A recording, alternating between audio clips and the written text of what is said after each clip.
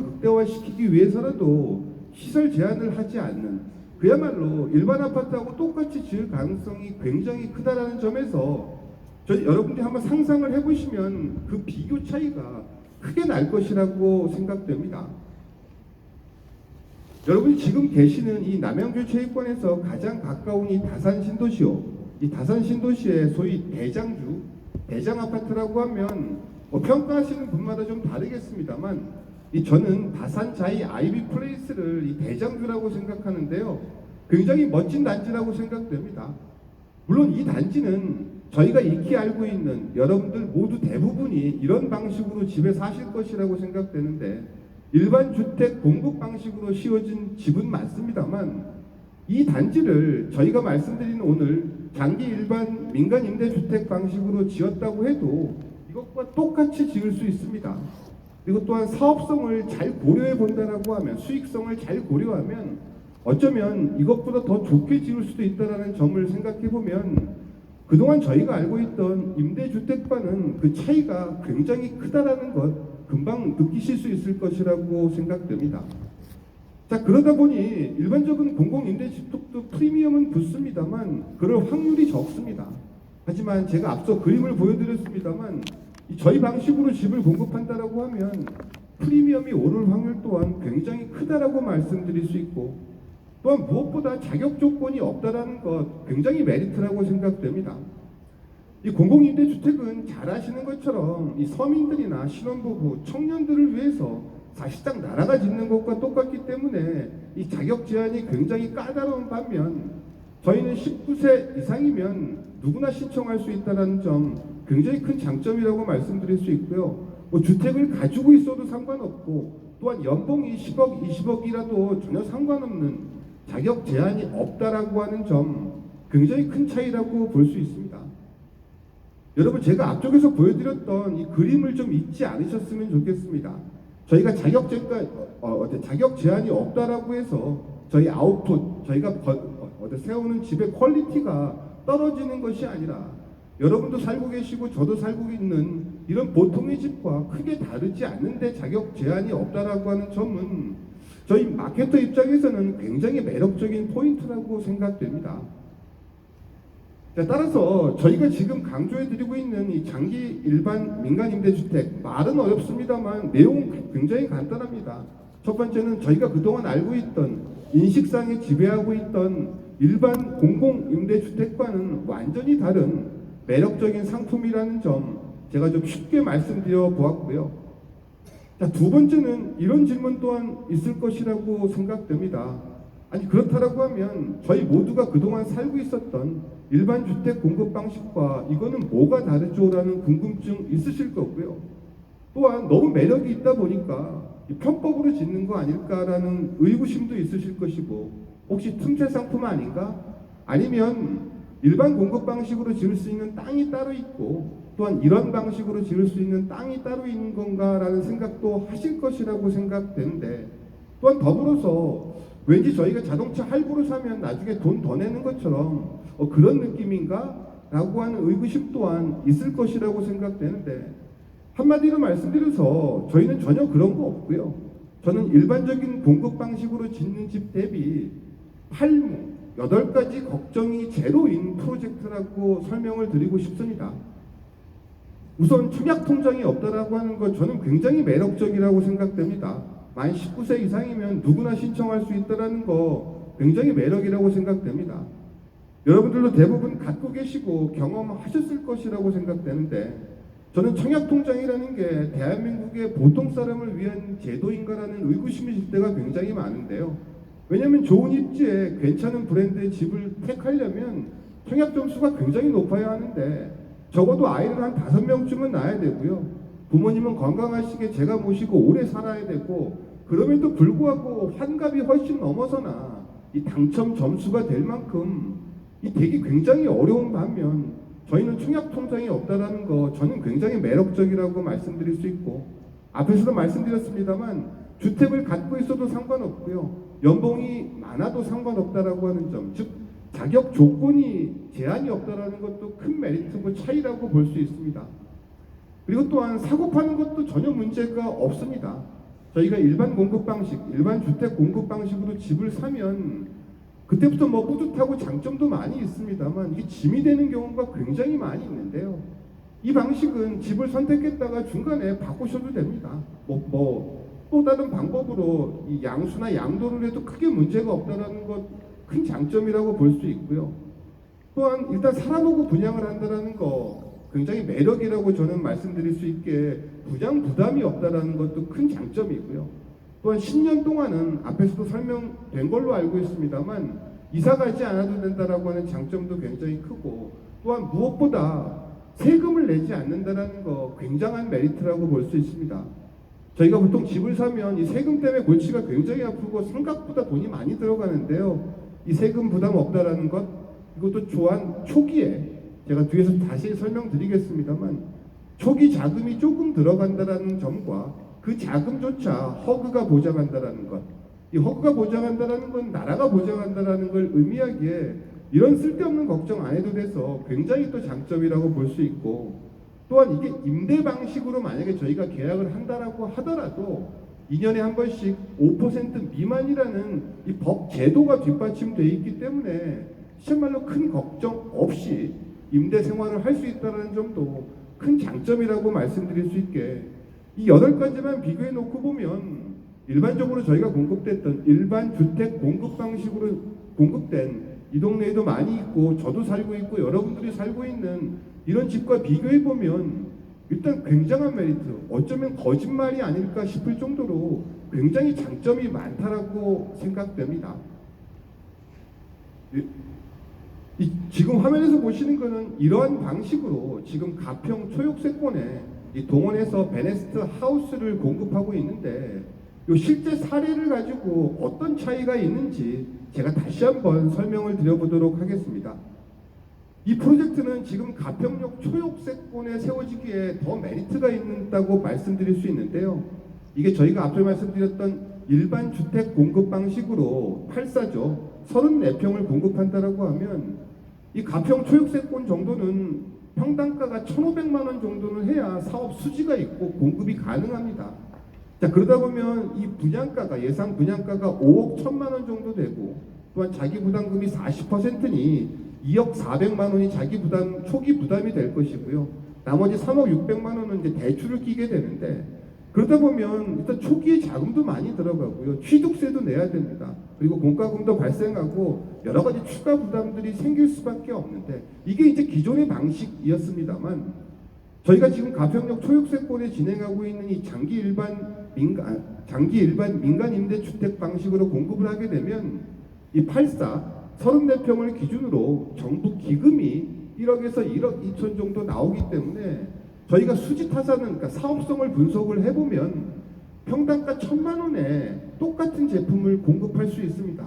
방식은 바꿨는데 똑같은 방식에 그러니까 아웃풋이 비슷하게 공급을 할 수 있습니다. 자, 그러다 보면 일반적으로 이제 전체적인 임대보증금이 곱하기 1,000이니까 3억 4천이고요. 거기에 자기 부담금이 20%니까 6,800만 원 정도만 초기 자금이 들어가고 나머지 80%는 나중에 갚는 대출이고요. 그 외에 돈 들어가는 게 하나도 없습니다. 그러니까 단순하게 생각해 보면 공급자 입장에서도 굉장히 매력이 있습니다만 선택하는 분양받는 자 입장에서도 이 인식만 조금 깬다라고 놓고 보면 매력이 굉장히 있는 상품이라고 볼 수 있습니다. 그리고 또한 이어서 좀 다른 관점으로 말씀드려보면 저희가 이 1,500만 원, 그러니까 일반적인 방식으로 공급을 하면 평당가가 1,500만 원 돼야 된다라고 말씀드렸는데 이도 보수적으로 말씀을 드린 거고요. 기본적으로 1,500 플러스 알파 정도는 돼야 될 것이라고 저 스스로 생각하는데 여러분 아시는 것처럼 금리는 계속 올라가고 있고요. 인건비 오르고 이 우크라이나 전쟁 이후에 원자재 값이 올라서 시공적인 측면에서 보면 원자재 값이 한 20-30%씩 올랐습니다. 그렇기 때문에 분양가는 높여야만 사업을 할 수 있는데요. 근데 분양가를 마냥 높이지 못하는 건 아시다시피 분양가가 높으면 분양이 안 되기 때문에 사실상 요 최근 2-3년 동안에 신규 공급이 굉장히 저조한 이유 또한 다 이런 이유라고 생각됩니다. 자, 하지만 저희는 평당가 1,000만 원 정도 수준의 공급이 가능하다는 말씀을 드렸는데요.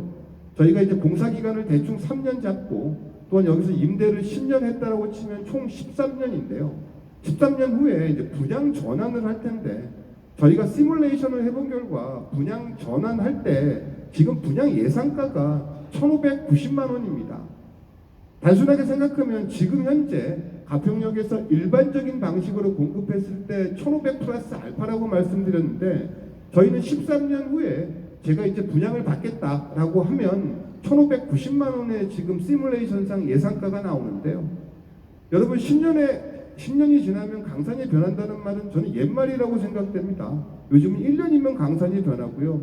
그럼 13년이 지났다라고 생각하면 기본적인 물가 상승률을 감안하지 않더라도 이 가평 초역세권의 사례를 들어보면 이 도시가 얼마나 발전을 했을지, 뭐 교통이라는 측면이나 인프라가 얼마나 이렇게 완성이 됐을지를 생각을 해보면 그 완성된 인프라 속에서 1,590만 원에 제가 분양권을 갖는 거기 때문에 여러분 이 프리미엄이 얼마나 많이 붙을지 그냥 상상하시는 그대로일 거라고 저는 생각됩니다. 이 대한민국을 이렇게 남북으로 좀 보지 마시고요. 동서를 기준으로 보면 당연히 동쪽은 뭐 속초 이쪽이 끝일 것이고요. 이 서쪽은 인천 뭐 월미도 이쯤일 텐데 그 중심은 여러분 어디라고 생각하십니까? 이것 또한 요즘에 수도권에는 이 광역 고속 철도들이 굉장히 많이 세워지고 있는데 이게 굉장히 옛날에 실크로드처럼 프리미엄이 형성되는 라인이라고 볼 수 있는데 이 역세권 중에 가장 저평가된 곳이 어디라고 생각하십니까? 저는 이 지역이 바로 앞에서 말씀드렸던 이 가평입니다. 제가 오늘 왜 이 말씀을 드리냐면 저희가 이 장기 일반 민간 임대주택 방식으로 공급하는 것 자체만으로도 큰 차이가 있고 매력이 있지만 이런 프로젝트가 이렇게 좋은 입지에 들어선다라고 하면 얼마나 큰 차이가 있을지에 대한 느낌을 전해드리려고 말씀을 드리는데요. 이 가평역은 이 GTX B라인이 지금 연장 계획을 갖고 있습니다. 그렇기 때문에 가평역에서는 서울까지 30분, 강원도까지 30분인데요. 제가 여기 표시된 이 금액은 이 역세권 내에 현재 형성되어 있는 시세들입니다. 근데 굳이 제가 가평역을 용산과 비교하지는 않겠습니다만 7분 거리에 있는 마성역과 비교해봐도 더블입니다. 지금 마성역도 보통 2천만 원 정도의 공급이 되고 있는데요. 이런 차이가 있는 데다 역세권이라고 하면 그리고 또한 저희가 말씀드렸던 그런 방식으로 공급이 된다라고 하면 메리트에 메리트가 더해졌다라고 말씀드릴 수 있고요. 또한 이 지역은 KTX 이음 노선이 지금 연장 예정에 있습니다. 이 속초 지금 보시면 속초가 1,750만 원인데요. 속초가 이 KTX 때문에 굉장히 지금 프리미엄이 올랐는데 저희 가평은 1,000만 원에 이게 공급이 된다라는 점 등을 놓고 보면 좋은 입지에 이 방식으로 공급이 되는 집들은 더욱더 매력이 높다라고 말씀드릴 수 있고 또한 앞쪽에서 제가 그런 오해가 있을 수 있다는 말씀을 드렸습니다만 일반 주택 공급 방식으로 지을 수 있는 땅이 따로 있고 또한 저희 방식으로 짓는 땅이 따로 있는 것이 아니기 때문에 저희 초역세권에 이런 방식으로 집이 지어진다라고 하는 건 제가 로또라는 말을 굉장히 싫어합니다만 그야말로 그냥 생활 속 로또가 아닐까라고 생각이 됩니다. 그리고 또한 앞쪽에서도 말씀드렸던 저희가 내는 이 가평역 초역세권 프로젝트를 예를 들어보면 20% 6,800만 원이라는 말씀을 드렸는데요. 허그가 완벽하게 보증을 해준다는 점, 대한민국이 보증을 해준다는 점 등을 놓고 보면 사실상 청년이나 젊은 층 입장에서는 굉장히 안심되는 포인트라고 생각됩니다. 요즘 뭐 전세 사기가 하도 많아가지고 불안하기 그지없는데요. 이런 관점에서도 쓸데없는 걱정 없다라는 건 역시 큰 메리트라고 말씀드릴 수 있게 저는 오늘 주제죠. 장기 일반 민간 임대주택 말은 굉장히 어렵습니다만 이 시스템, 이 제도, 이 상품은 현재 집을 사는 저는 가장 새롭고 앞선 방법이라고 생각됩니다. 저는 직업이 광고를 만들고 마케팅을 하는 사람이라 이 말을 어떻게 하면 좀 더 극적으로 전해드려 볼까를 고민하다가 다음과 같은 말을 찾아봤는데요. 저는 한마디로 이 상품은 시대의 게임 체인저라고 저는 생각합니다. 여러분 포털에 쳐보시면 게임 체인저라는 건요. 기존의 하나의 영역에서 조금 차이를 내는 조금 잘난 걸 의미하는 게 아니라 하나의 영역의 판도를 바꾼 사건이나 사람, 일 등을 게임 체인저라고 얘기하는데 저희 이 상품이야말로, 이 상품, 이 시스템이야말로 한마디로 그동안에 우리가 알고 있던 이 스테레오타입의 주택을 공급하고 분양을 받는 이 영역의 판도를 완전히 바꿀 수 있는 저는 시대의 게임 체인저라고 생각됩니다. 저는 개인적으로 이런 시스템, 이런 상품이 나올 수 있는 근간이 민특법이라는 얘기를 들었습니다만, 저는 법을 공부하거나 법에 대한 이해가 그다지 많지 않은 사람이라 이런 법을 왜 만들었을까에 대한 생각을 깊이 하지는 못했습니다만, 저는 한마디로 이런 대한민국에만 존재하는 말들인데요, 폭망한 영끌족이 더 이상 생기지 않도록 하기 위해서 나왔다라고 믿습니다. 저 또한 대한민국의 영끌족이 생긴 주범 중에 하나라고 생각이 되는데요. 이 과거에 부동산 호황기에 어떻게든 저희가 이제 분양을 많이 극대화시켜야 되다 보니 저희 용어로는 포모 마케팅이라고 합니다. 이 공포 마케팅으로 지금 집 사지 않으면 몇 년 후에는 집이 너무 올라서 넌 집을 못 살 거야. 그래서 너는 루저가 될 거야 라는 마케팅을 저도 많이 해봤는데요. 어찌됐건 사회적 분위기가 젊은 친구들이 이것저것 다 끌어모아서 집을 사다 보고 그러다 보니까 금리는 올라가고요. 프리미엄은 붙지 않고 버는 건 똑같고 이러다 보니 이 폭망한 영끌족이라는 말이 나왔는데, 이 법을 만드신 분의 의도는 잘 모르겠습니다만 저는 이 폭망한 영끌족이 생기지 않도록 위해서 만든 굉장히 좋은 제도라고 생각되고요. 그와 비슷한 개념입니다만 대한민국에서 헬조선, 이생망, 이번 생은 망했다라는 말이 나오는 이유 또한 전 두 가지라고 봅니다. 결혼을 안 하겠다, 아이를 안 낳겠다라는 이유 자체가 집과 교육이라고 생각되는데, 이런 말이 나온 것도 집도 크게 한몫한다라고 생각하는데요. 대한민국에서 이런 말이 사전에 포탈에 더 이상 등장하지 않게 하기 위해서 만들었다라고 저는 믿습니다. 한마디로 말씀드려서 이 상품이 이 민특법에 의해서 나오게 된, 탄생하게 된 이 상품은 집이라고 하는 게 물론 상속을 많이 받으신 분들은 걱정이 없겠습니다만, 일반적인 시각에서 놓고 보면 집은 평생의 짐이 될 수밖에 없는데요. 이 평생의 짐이 되지 않도록 하기 위해서 나온 한마디로 게임 체인저라고 말씀드릴 수 있게, 이 장기 일반 민간 임대주택이라고 하는 이 개념은 앞쪽에서 저희 전무님께서 설명을 드렸습니다만 공급자 입장에서도 매력이 당연히 있을 수밖에 없고요. 또한 선택하는, 집을 소비한다라는 표현이 잘 어울리지 않습니다만 이거를 선택하는 저희 입장에서도 이만큼 메리트가 있는 것들이 없다. 모두를 만족시킬 수 있는, 그래서 주택을 공급하고 분양받는 시장의 패러다임을 완전히 바꾼, 그야말로 판도를 뒤바꾼 저는 게임 체인저라고 말씀을 드리고 싶습니다. 자, 다음 세 번째로는 또 이런 질문도 있을 것 같습니다. 아니, 보통 이제 이런 거는 1주택자일 경우에는 더욱이 이런 질문이 있을 수 있을 것 같은데요. 아직 집이 없으신 분이라고 하면 아까 말씀하신 방식대로 10년을 돈을 조금 내고 사시다가 또 그 이후에 분양권을 받으시고 또는 프리미엄 차익을 누리시면 될 텐데, 여러 가지 방법이 있습니다. 이 집을 어떻게 활용할 건가에 대해서 좀 말씀을 드려보면, 기본적으로 저희는 13년, 그러니까 저희가 임대를 사는 10년 동안은 임차인의 자격입니다만 법으로 전대를 할 수 있게 되어 있습니다. 그렇기 때문에 가까운 동사무소나 온라인으로 이 주택임대관리업자 등록을 한 후 그냥 통쳐서 임대사업, 전대사업을 할 수 있습니다. 이 전대사업을 위탁관리형으로 할 수도 있고요. 또한 스스로 자기 관리형으로도 이 그러니까 전대사업을 할 수 있는데요. 이렇게 전대사업을 해 나가다가 10년 후에 프리미엄을 파셔도 되고요. 또한 프리미엄은 프리미엄대로 갖고 또 계속 전대사업, 그러니까 그때부터 임대사업이 되겠는데요. 이런 방식으로 할 수도 있고요. 앞쪽에서 말씀드렸습니다만 자격 제한이 없기 때문에 성인 자녀 두 분이 계신 일반적인 가정이라면 이렇게 네 채를 운영할 수도 있기에 또 나름 매력이 있다라고 저는 생각이 됩니다. 그리고 또한 이 주교적인 면에서 조금 효율적이라는 말씀을 드려보고 싶습니다. 저는 이 증여 앞에 효과적, 효율적, 보다 나은 이런 단어 가지고 잠시 고민을 해봤었는데요. 이 증여라는 걸 효율적으로 한다는 게 어떤 의미일까를 생각하다가 결국은 이제 효율적이라는 단어를 제가 선택했습니다만, 두 가지 관점에서 효율적이라고 말씀드릴 수 있습니다. 먼저 첫 번째는 초기 자금이 조금 들어간다는 점이 첫 번째고요. 두 번째는 10년이라는 여유 기간이 있다라고 하는 점. 이 자녀분을 위해서 만약에 내가 증여를 해야겠다라고 마음 먹으면 10년 동안 그 집에 살 수 있고 또한 1순위로 그 집의 주인이 될 수 있는 권한을 누리면서 10년 동안 여러 가지 방식으로 이렇게 자금을 좀 만들어 줄 수 있고요.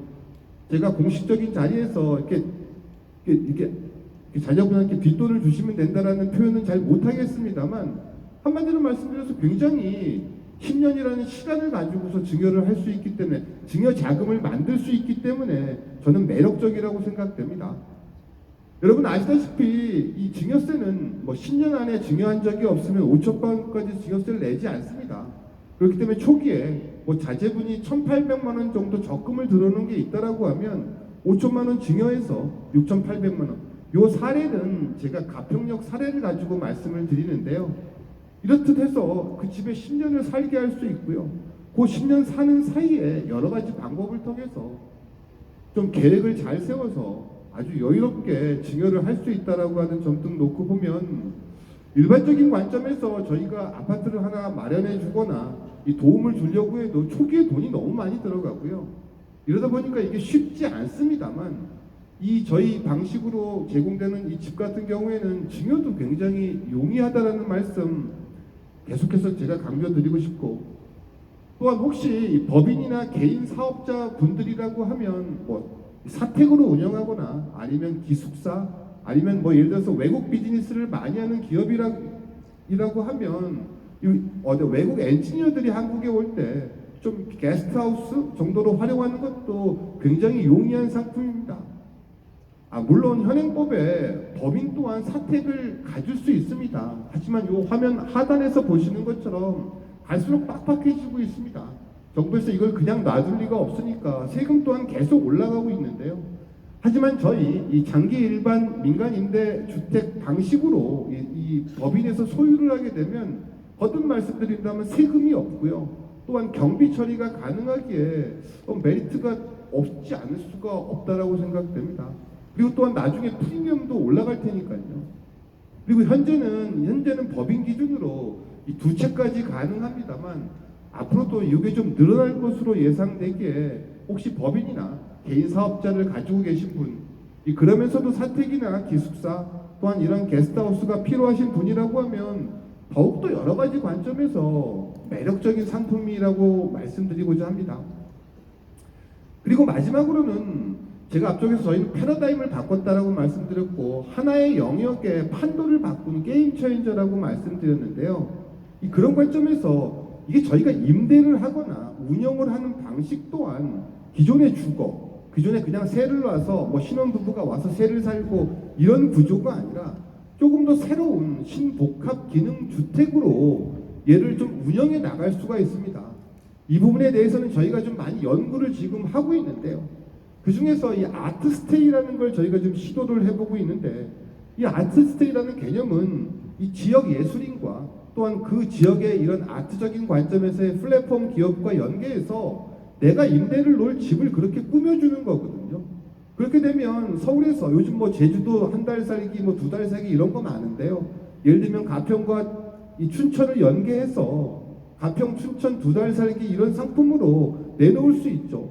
그냥 일반적인 남의 집에 가서 2달 동안 있는 게 아니라 이 호텔보다 훨씬 새롭고 좀 더 아트틱한 공간으로 또 이렇게도 활용할 수 있고요. 또한 워케이션이라고 해서 사실상 워케이션은 워크와 바케이션의 이제 합성어인데요. 이 근로자 및 출장 기업인에 이제 가서 이제 보통 자택근무라고 하죠. 이런 부분들을 함에 있어서도 조금 더 새롭고 신선하고 능률적으로 운영할 수 있다는 것도 매력이라고 볼 수 있고요. 저는 마지막으로 이 세 번째가 가장 제 스스로 마음에 들었습니다. 저도 언젠가 은퇴를 하고 돈을 그다지 많이 못 모은다라고 하면 이 방식으로 살아야겠다는 생각을 많이 했는데요. 이 은퇴자를 위해서도 굉장히 매력적인 조건이라고 생각됩니다. 물론 대한민국에는 은퇴자를 위한 실버하우스가 제법 있습니다. 여기서 가까운 저 자양동에는 여러분 잘 아시는 것처럼 클래식 500이라는 게 있고요. 뭐 보증금 10억에 월 450만 원 정도를 내야 살 수 있는 곳이고 삼성의 용인의 노블 카운티도 비슷합니다. 뭐 6억에 350 정도를 내야만 지낼 수 있기에, 그리고 또 LH에서도 이런 사업을 지금 진행 중입니다만, 정확히 말씀드리면 은퇴한 일반인을 위한 곳은 아니라고 볼 수 있습니다. 자, 그렇다고 해서 저희가 은퇴한 분들을 모아놓고 사는 곳을 만들 수는 없습니다만, 저희는 모든 세대가 어울려서 살 수 있다라고 하는 점 때문에 이 은퇴자를 위해서도, 그러니까 실버 스테이나 실버 하우스적인 개념에서도 매력적이라고 판단되기에 이런 부분에 대한 상품성을 좀 더 높여보려고 현재 하고 있습니다. 자, 이제 마지막 궁금증인데요. 제 스스로도 굉장히 궁금했고 여러분도 궁금하실 것이라고 생각됩니다. 아니, 지금 얘기를 들어보면 말도 안 되게 좋은 상품 같은데 왜 이런 상품이 그동안 알려지지 않았죠? 왜 대중화가 되지 않았습니까? 라는 궁금증, 의심 뭐 이런 거 있으실 것이라고 생각되는데, 이건 굉장히 심플하게 제가 말씀드릴 수 있습니다. 먼저 첫 번째는 불과 뭐 4, 5년 전, 3, 4년 전입니다만, 부동산 호황기에는 기존에 저희가 하는 일반 주택 공급 방식으로도 불편함이 하나도 없었습니다. 이 공급하시는 분들도 충분히 수익을 남길 수 있었고, 또한 뭐 분양가가 조금씩 올라서 선택하는 분들의 부담은 있었습니다만, 하지만 더러 거기에 붙여서 프리미엄이 올라가다 보니까 그냥 거기에 익숙했고 만족했기에 이 상품 자체가 지금 부각될 겨를이 없었다라고 말씀드릴 수 있고요. 또한 여러분들도 느끼셨지만 2, 3년 전부터 이 침체기가 왔는데요. 침체기가 왔는데도 불구하고 아직은 이 상품이 기금이나 금융을 운영하는 데 대한 사실상 이 경험, 이 노하우들이 아직 많이 부족하다 보니 아직 이렇게 대중화 또는 대세로 그렇게 확 올라오지는 못하고 있습니다만, 제가 이 자리에서 장담해서 말씀드릴 수는 없습니다만, 저희 입장에서 놓고 봤을 땐 적어도 1, 2년 안에 이 상품이 일반적으로 저희가 알고 있는 스테레오타입의 주택 공급 방식을 완전히 뛰어넘는 대안이 아니라 메인이 될 거라고 말씀드리고자 합니다.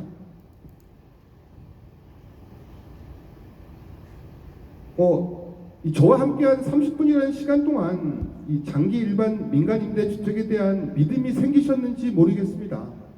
혹시 그럼에도 불구하고 믿음이 생기셨지 않으셨다라고 하면 이건 제품의 문제가 있는 게 아니라 제 강의에 문제가 있는 것이오니, 여러 가지 루트를 통해서 이 장기 일반 민간 임대주택에 대해서 좀 정보를 접해보시고 공부를 좀 해보신다라고 하면 여러분들 또한 이 장기 일반 민간 임대주택이라는 것이 왜 대세인지 금방 눈에 보이시고 이제 앞으로 모든 정보가 보이고 들리실 것이라는 말씀 마지막으로 여러분께 남기며 오늘 저의 이야기를 마치도록 하겠습니다. 경청해 주셔서 대단히 감사합니다. 네, 감사합니다. 민간 임대주택에 대한 내용을 정말 쉽게 설명해 주신 신강호 부사장님께 다시 한번 진심으로 감사드립니다. 네, 1부에 이어서 신강호 부사장님까지 민간 임대주택에 관해서 말씀을 들어보았는데요. 그럼 부동산 개발과 관련되어 직접적으로 연관된 업무를 보시는 관계자 분들께서는 민간 임대주택에 대해서 어떤 생각들을 가지고 계시는지 한번 여쭤보도록 하겠습니다. 오늘 자리에 함께 해주신 내빈 여러분들 중 무궁화 신탁의 전우현 팀장님께 금일의 강연에 대한 한 말씀 들어보고 싶은데요. 전우현 팀장님, 네, 저쪽에 자리하고 계시네요. 네, 마이크 전달 부탁드리겠습니다.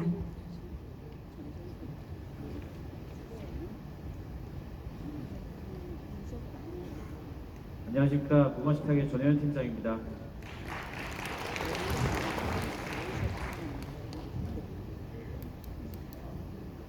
저는 이제 2006년도에 학교를 졸업해가지고 2007년부터 사회생활을 시작했습니다. 근데 이제 여기 오신 분들 다들 아시다시피 그때 리먼 브라더스 사태가 터졌는데요. 저도 요즘이 그때보다 더 힘들다라고 생각을 하고 있습니다. 오늘 강연회에서 다룬 장기 일반 민간 임대주택이 현재 국내 주택 시장에서는 많은 성공 사례가 좀 없다 보니까 부정적인 인식이 좀 많은 편인데, 오늘 이 세미나를 통해 가지고 좀 막혀있는 활로를 좀 뚫는 계기가 좀 되었으면 좋겠다라는 생각이 좀 듭니다. 장기 일반 민간 임대주택이 새로운 패러다임이 좀 되고 시행사 및 건설사 입장에서는 새로운 먹거리가 또 되어야 되고 소비자 입장에서는 좀 안정적인 주거 문화를 정착하는데 초석을 좀 다지는 계기가 좀 되었으면 생각을 하고 있습니다. 오늘 이 자리를 통해 업계 및 소비자분들한테 유익한 시간이 되셨으면 좋겠습니다. 감사합니다. 네, 전우현 팀장님 좋은 말씀 감사드립니다. 역시 계속해서 마이크를 건설사인 동원건설산업의 이종글 부장님께 넘겨드리면서 역시 같은 질문인 금일 강연에 대한 한 말씀 부탁드려 보도록 하겠습니다. 박수 부탁드립니다.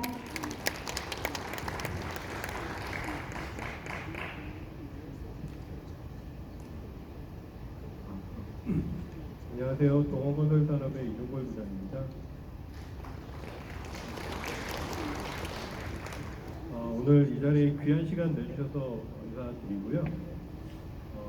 뭐 부동산 경기도 안 좋고 모든 것들이 시공사 입장에서도 원가 상승 부분이라든지 금융 조달 비용이 증가되다 보니까 굉장히 부동산과 건설 경기가 안 좋은 상태입니다.